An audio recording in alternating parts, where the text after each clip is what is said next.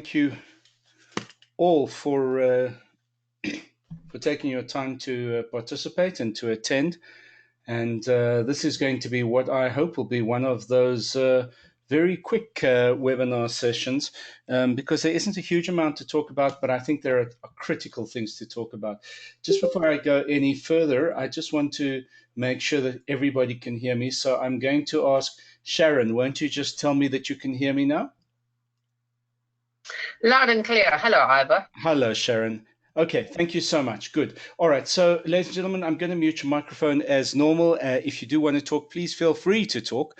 All you have to do is unmute your microphone and you can start. All right. So, ladies and gentlemen, the reason that I wanted to hold this discussion was because there seems to be an amount of consternation on the one hand as to how companies should be dealing with their existing learnership agreements and their existing commitments to YES. Whereas on the other hand, there are a number of CEOs who've said, look, it's time, we're either on lockdown or some of our companies on lockdown. So as a result, it is time for us to cut.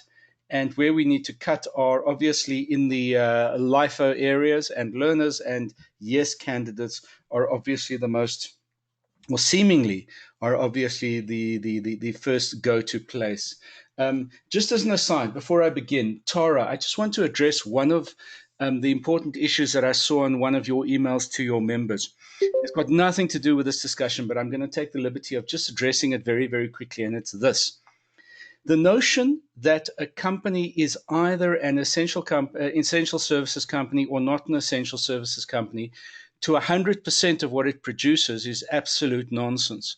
A company can have an essential services component that is licensed, but it can then only trade for that essential services component. So if, for argument's sake, it produces 100 SKUs, but only 10 of them relate to essential services, gloves and masks, etc., and the rest relate to a variety of other non-essential needs, then in fact it is only declared to be an essential service for purposes of the 10 products which are essential service products on the list of essential service products. So that advisory that was previously sent out to your members was incorrect to say that you can't have both, you can't be in both categories. Okay, moving on. That's got nothing to do with today's discussion. I just needed to have that, get that off of my chest. So ladies and gentlemen, we're talking here about learnerships and the Youth Employment Service Scheme in time of COVID-19. So let me begin by talking about, by in fact talking about learnerships. So learnerships are three-way contractual agreements, as everybody knows. They're agreements between the SETA and the lead employer. And in fact, they might end up being four-way contractual agreements if there is a lead employer and also one or more of a host of host employers. But let's keep it simple. So there's learnerships are three-way agreements, constituting an agreement between the SETA and the lead employer on the one hand, constituting an agreement between the lead employer and the learner on the other hand, and then finally constituting an agreement between the lead employer and a training provider, thirdly. So as far as the lead employer SETA agreement is concerned, you would find that that agreement is either for a funded learnership or for an unfunded learnership. Now, both of those agreements are contractual agreements which give rise to rights as far as the SETA is concerned, and obligations, and rights and obligations as far as the lead employer is concerned. It's not an agreement which can be walked away from and varied on a unilateral basis. So an employer cannot just decide to chuck the agreement without the approval from the SETA. SETAs do vary agreements on a regular basis, on an ongoing basis, for a variety of reasons. And certainly my feeling is a protraction and extension of an agreement for the period of lockdown is a perfectly reasonable cause to apply to a SETA for an extension of a learnership agreement. And it is highly unlikely that the SETA would say no to an application for an extension of a learnership agreement, particularly if a company is actually on lockdown. Because if you're on lockdown, you cannot offer the work exposure for the 70% notional hours which is required. So it is highly unlikely that SETAs are going to be unreasonable in this regard.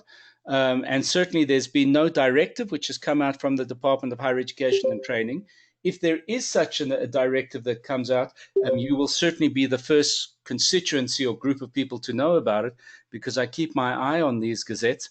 But as things stand at the moment, CETAs have not been instructed by law or regulation to extend the agreements for purposes of the lockdown, but CETAs do have the discretion to do so. So whether it is a funded agreement where the CETA agrees to give the funding to you, the lead employer, or an unfunded agreement where you, the employer, undertake to pay the stipend which is required and also the training requirement of that learnership out of your own pocket, because the CETA won't give you funding for it.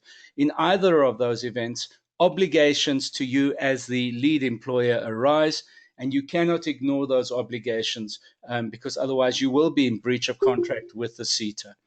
So it is possible with the CETA agreement to vary. I caution you against unilateral decision making in this regard, because in fact there is no, you do not have a right, to in fact do so.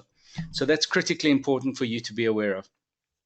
The second contractual agreement is between yourself as the lead employer and the learner.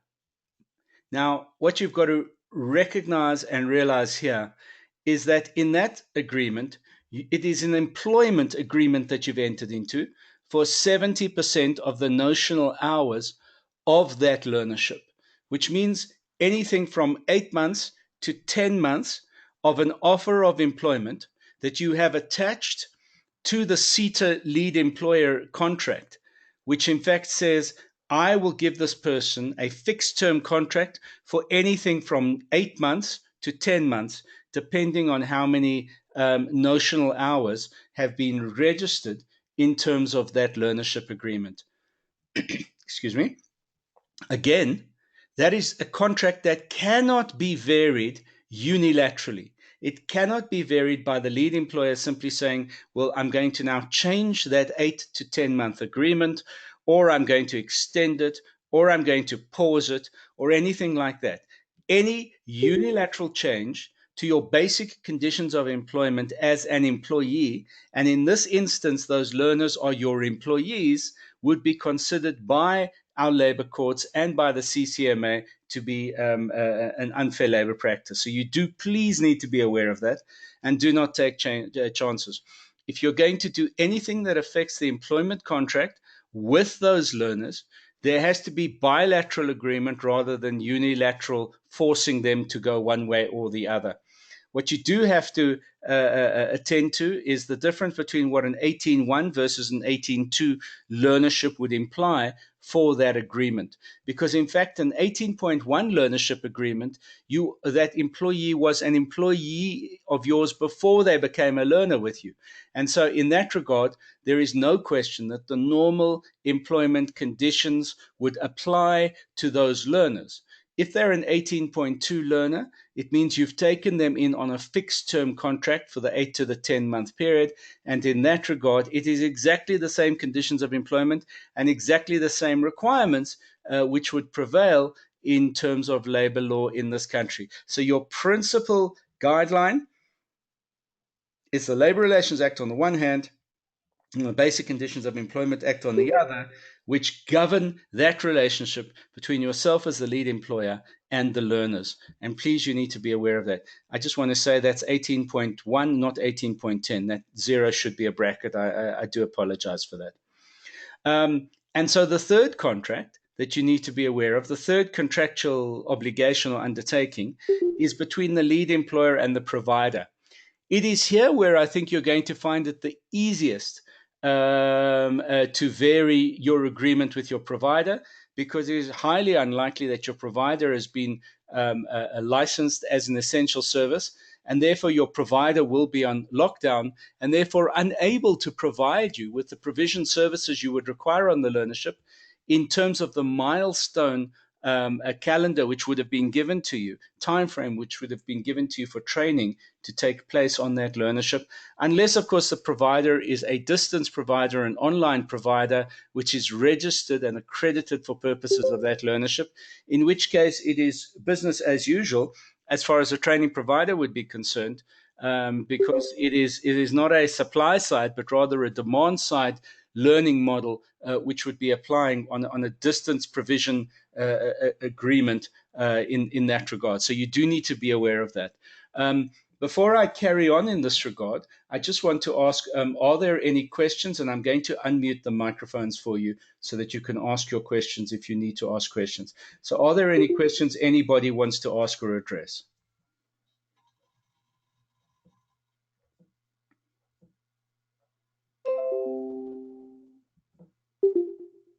Okay, so I see. Laura, are you wanting to ask something? No, I'm fine. Oh, I just see your microphone going backwards and forwards, backwards and forwards. All right, excellent. So there is full understanding then that there is a minimum of a three-way agreement. There is, by the way, the potential of there being a fourth agreement undertaking, and that fourth agreement undertaking, I just want to mute that microphone, whoever that is.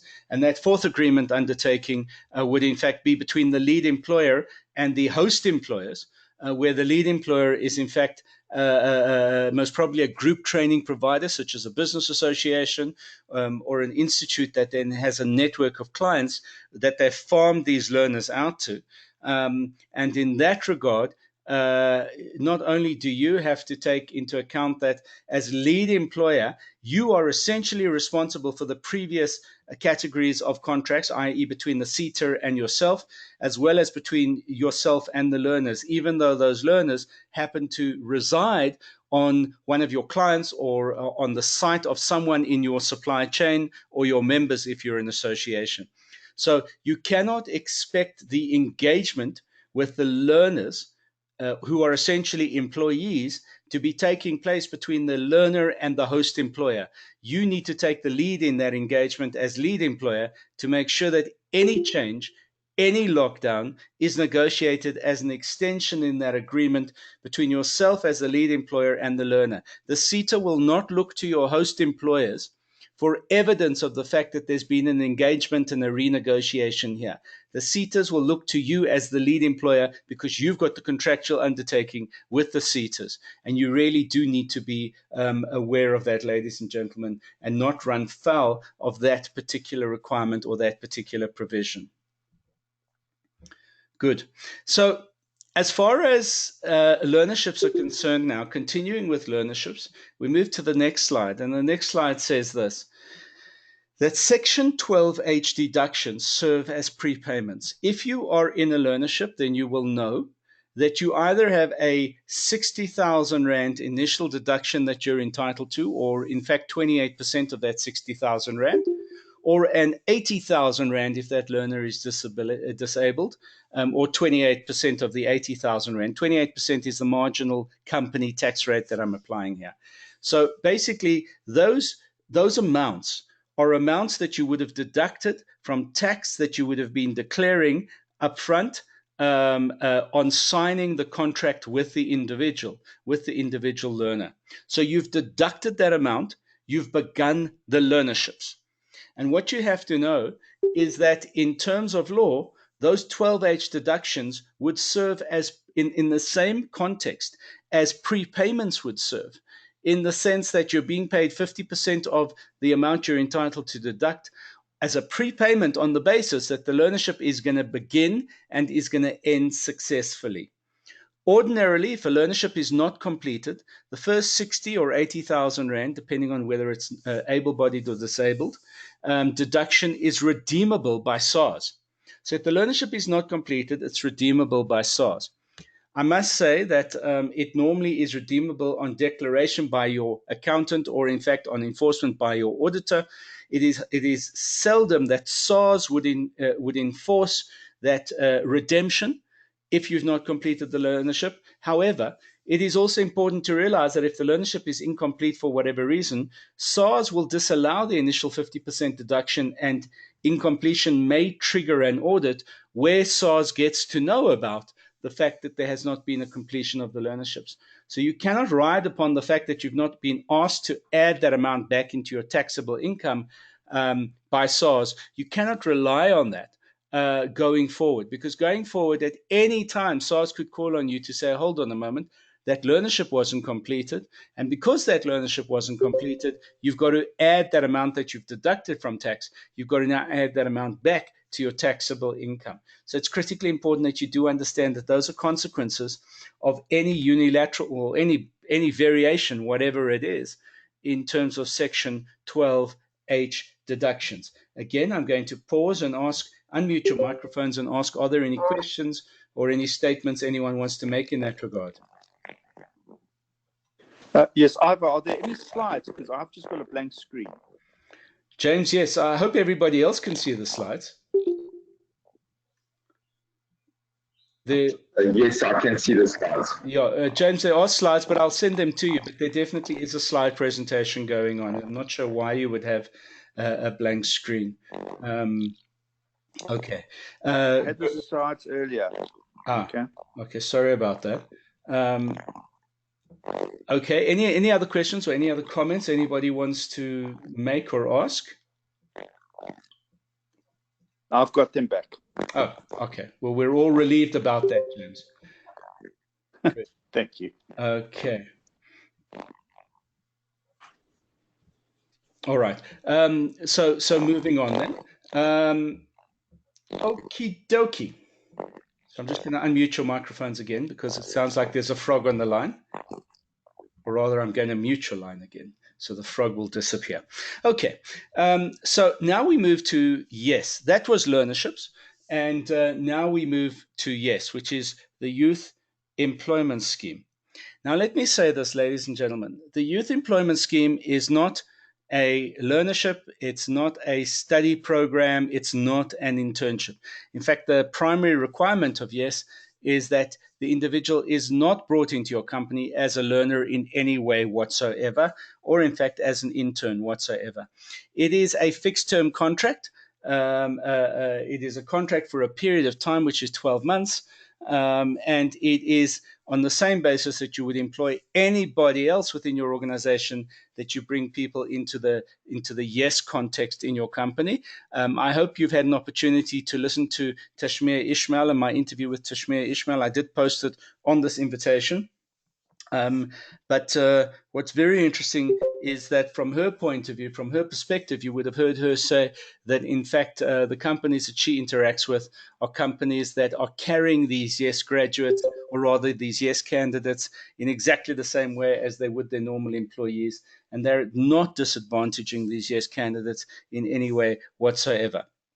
As far as YES is concerned, YES is a fixed-term 12-month contractual commitment from you, the employer, to the YES candidate, curated, if you want, by the YES for Youth organization, which is the statutory body for YES, Youth Employment Service in South Africa.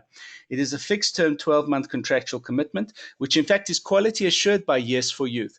Any of you in the YES contract will know that the YES for Youth organization appoints a quality assurance auditor who in fact makes sure that the YES candidates are properly deployed within your organization, that you do not differentiate between them and your normal employees at the level at which they're employed at, etc., etc. It cannot be varied unilaterally. It is a contractual undertaking. And in fact, because it's a contractual undertaking that, if you want, is underwritten by the president, you can be certain that with the full force of the law, no government agency will allow the YES contract to be varied unilaterally. Unilaterally being that you haven't got an agreement from the YES candidate themselves on the one hand, and that you haven't notified YES for Youth on the other hand, that you have this intention to vary that agreement. So critically, you cannot unilaterally change your contract with your YES candidates in any way whatsoever unless you have a bilateral agreement from the recipient, the YES recipient themselves, the beneficiary, as well as the YES for Youth organization. Critically important. Can you write to the YES for Youth organization and say, we're locked down, therefore we are either having to extend the period of the YES agreement, or we're having to have you, YES for Youth, recognize that in the normal course of events for the period of the lockdown, that period will be counted towards that 12-month period, and therefore we will continue to pay the candidate, etc., etc. Section 189 can be applied for, or rather can be applied as long as it's procedurally applied in exactly the same way that you would apply it with any other employee within your organization. And obviously, LIFO can also be applied in the sense that because your YES candidates are last in, first out, should you engage in a Section 189 process with all of your staff in the divisions that the YES candidates find themselves in, then certainly LIFO can be applied in that regard. Someone said to me, but we're only talking here about a 3-week period. And in that conversation, somebody else said, but hold on a moment. What if that 3 weeks is extended for another 3 weeks, or in fact for 3 months? Because remember, provision has been made by all government departments under the presidency that the lockdown could be for as long as 3 months. How do we know that? Well, the UIFTR scheme has made allowance for a 3-month period. The SANDF, South African National Defence Force, has been called out for a 3-month period. So all indications are that the presidency is planning that should an extension take place, it can take place up to a 3-month period. Why 3 months? Well, conventional wisdom is 3 months is the period of time that our government has calculated that we actually have reserves that can carry this country through an enforced lockdown based on all the various commitments which are being made along the way.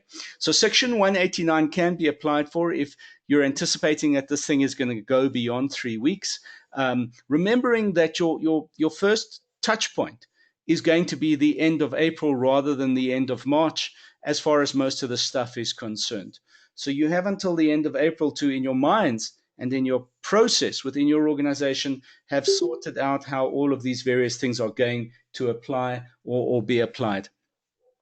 The UIF temporary employment relief process does apply. Now, that's critically important, that because you are paying because you are paying UIF, the Unemployment Insurance Fund, on behalf of these YES candidates, because you're paying UIF on behalf of these YES candidates, you will be entitled to apply for temporary employment relief from the Unemployment Insurance Fund on exactly the same basis that, in fact, you would be doing it for all of the other employees within your organization during the time of lockdown. So obviously, we're not talking here about YES in companies which consider themselves to be essential services, because there's no temporary employment relief for those companies, but there is temporary employment relief for companies which in fact have to lock down, and in the process of having to lock down will have to cover anything from 3,500 Rand for those being paid at minimum wage, all the way up to 38% of 17,000 Rand as a ceiling, or 6,800 odd Rand for the people at the top of the UIF spectrum. What you have to remember, however, is this, and this is the tricky part about YES, that it is highly unlikely that your YES candidates would have built up sufficient normal leave during the time of YES in your organization for you to use the leave which is due to them to plug the gap or the difference between what the UIF temporary employment relief payment would be to your organization and what ultimately you're having to pay those people at the wage at which they've been engaged, or the salary at which they've been engaged. Now, let me just explain what I'm trying to say. If you brought your YES candidates in at minimum wage, 3,500 Rand a month, then you've got no problem, because the UIF temporary employment relief scheme will pay 100% of that 3,500 Rand for the period of the 3 weeks. And so no one's going to be out of pocket. Your employee is not going to have to apply for normal leave.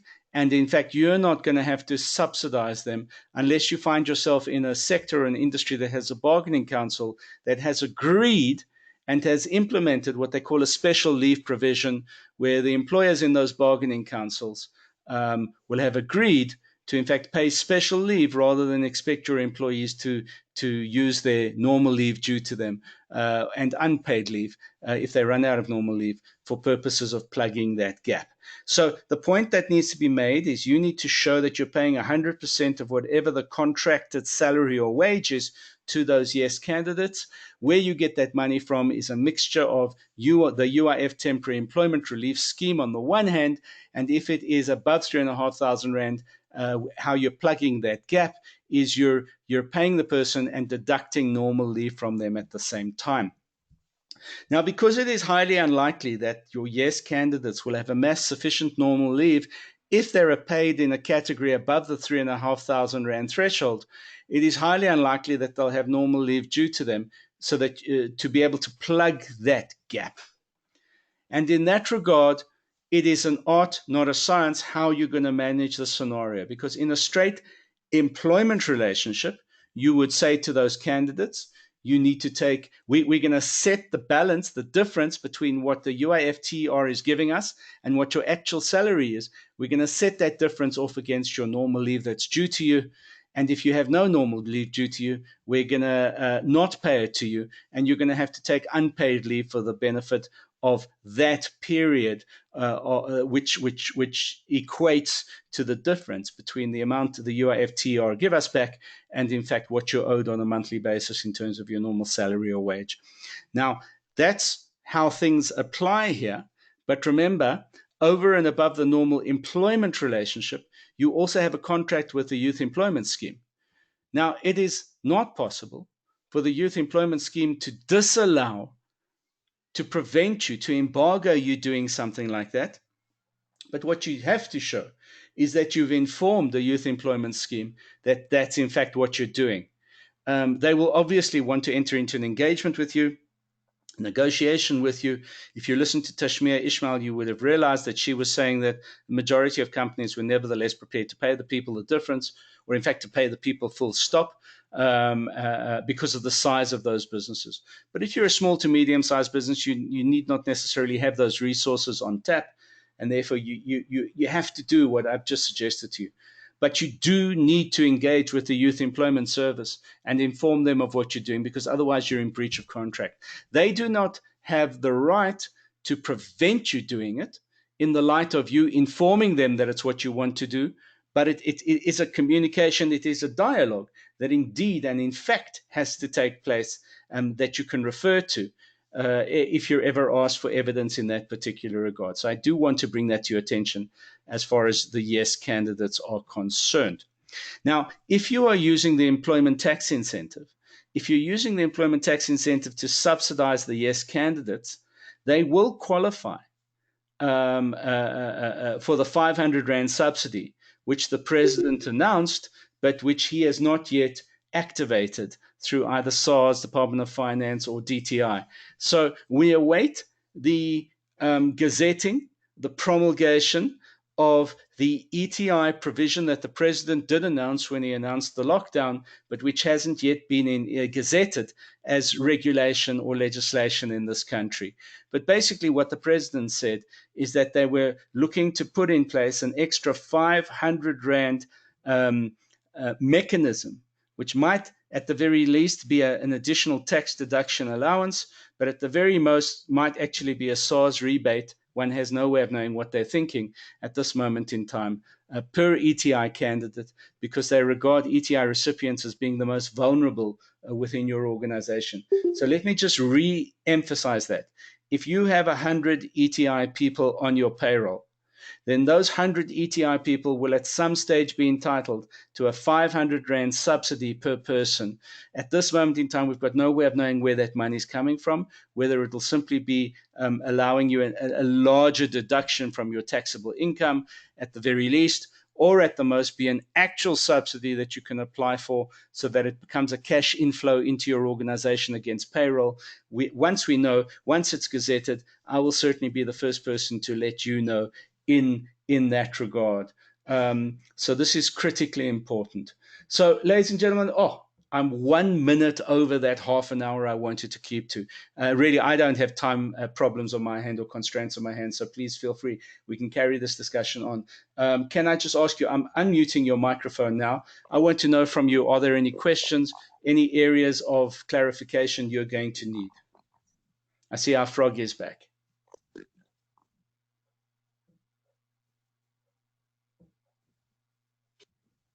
Ivor. Yes, who's that? Hi. It's Debbie speaking. Hello, This Debbie. doesn't. Hi, how are you doing? This doesn't really relate to your presentation, but are you aware of any support coming from the SETAs, specifically the services SETA for businesses? Oh, Debbie, you know you're putting me in a spot. So let me talk generally. Let me talk generally about all of the SETAs. Okay, um, so what you've got to remember is that in terms of, again, we haven't seen gazetted regulations in this regard, but what you've got to remember is that the president did announce that we will see some kind of a relaxation for skills development levy payments on the one hand, and on the other hand for UIF payments. Again, I say we haven't seen a gazette in this regard yet, but we await it. But what that will mean at its absolute, Debbie, is that you will not have to pay either UIF or skills development levy on behalf of the individuals for a period of time. It could be for the full lockdown. It could be for a period beyond the full lockdown. What that essentially means is it's anything from 100 to about 300 Rand a person, depending on what you normally pay on their behalf per person a month that you can then add back to your payroll because there'll be a relaxation on your paying it as a skills development levy or UIF. But that's not really what your question was. Your question was, will SETAs be allowed to dip into their resources, let's call it their discretionary funds, to be able to subsidize their members where they have learners, where they have any kind of SETA program which is running in those member companies. So I am unaware, and certainly the Minister of Higher Education and Training, the Honourable Bladen Zamandi, has not, and he spoke a day ago, has not announced any kind of relaxations that we might be expecting in this regard. What he has said is SETAs are going to be very open on a case-by-case basis to renegotiating things, and we've alluded to that in this presentation. The reality is, however, there are some SETAs that just do not have discretionary funds available for a variety of reasons. And the one you asked about is one that I am just generally aware of as not having discretionary funds available for that kind of expenditure. But really, I have no way of knowing which SETAs would be offering what kind of additional support or assistance. It might be that the National Skills Fund has agreed or is in the process of negotiating to agree to put a whole series of funds back into the SETAs that it's taken out from the SETAs, that it's swept from the SETAs, for purposes of offering relief to the skills development levy paying member companies. If I was still a member of the National Skills Authority, that would certainly be something under consideration. However, I've no way of knowing whether any of those discussions have taken place. Let me throw it out there. Maybe there is somebody else in the group that is online at the moment who has heard something in that regard. I'll unmute your microphones just to see if any of you do in fact know anything in that regard.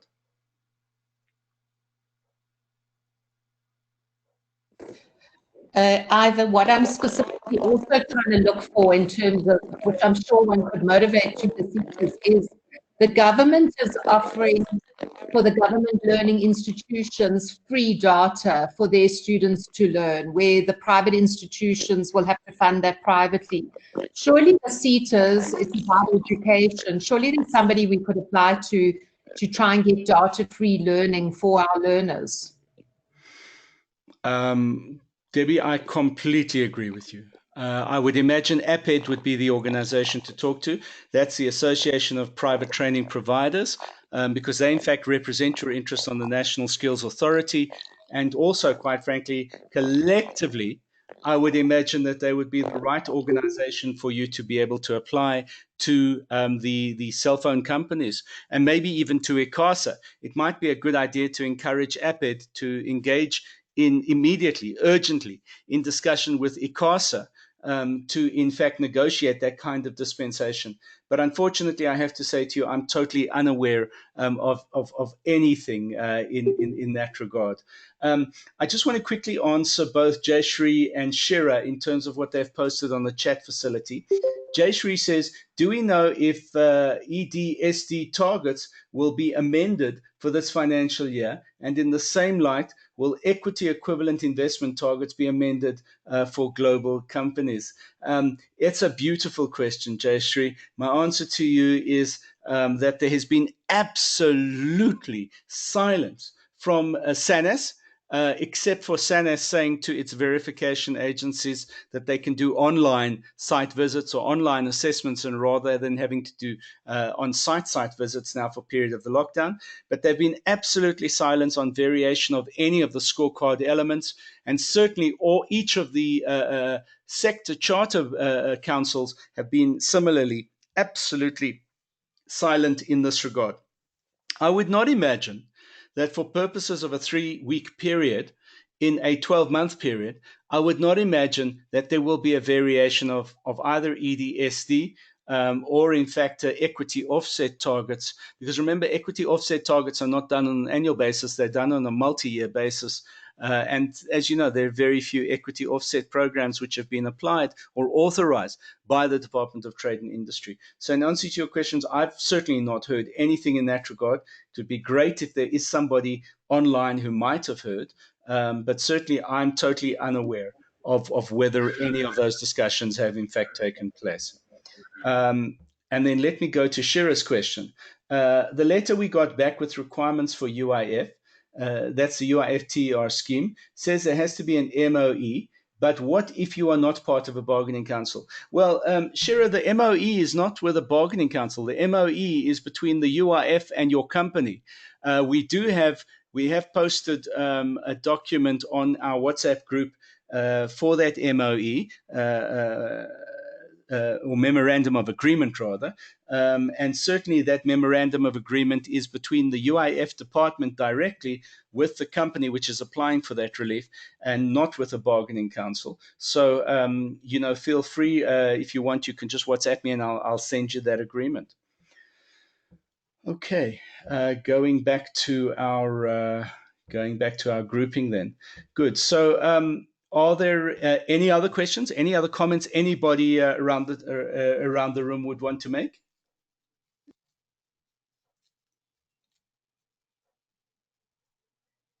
None. All right. So, ladies and gentlemen, thank you. That was a nice, short, concise. It certainly wasn't as long as our first webinar, which was an hour and 50 minutes. That was a very nice, concise discussion around learnerships and YES in the time of COVID. I will make this presentation available to you, and please feel free to send me any questions on the WhatsApp line, either to my private WhatsApp or to the COVID-19 group WhatsApp. Only too happy to oblige. So thank you all for participating.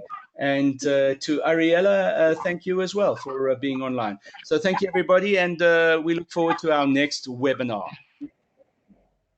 It's Derek here. May I ask something? Yes, of course you can, Derek. Certainly you can before we... Just some clarity as far as the message you mentioned to Tara of sending out a notice. What we were actually doing was sending out the notices that the Canadian, the British companies had sent out as far as essential goods are concerned, or essential services. We have got a fair amount of feedback back from Kerry, which is also posted. What we're trying to do is we understand that the whole industry cannot be excluded or included in the essential businesses, but there are certain of our members that are asking for exclusion for specific products that they may be manufacturing. That's fine. I'm specifically talking about sanitizers and things like that. Right. So, Derek, that's fine, except in Gerry's answer to your members, he did say that a company couldn't be half in and half out, and that's actually wrong. A company can be half in for purposes of its product line, which are essential services, but out for the balance of the products or services that they produce. I know that's what. But I will discuss that with you offline. Okay, fine. Thanks, Derek. Bye bye, everybody, and thank you. Bye. Bye.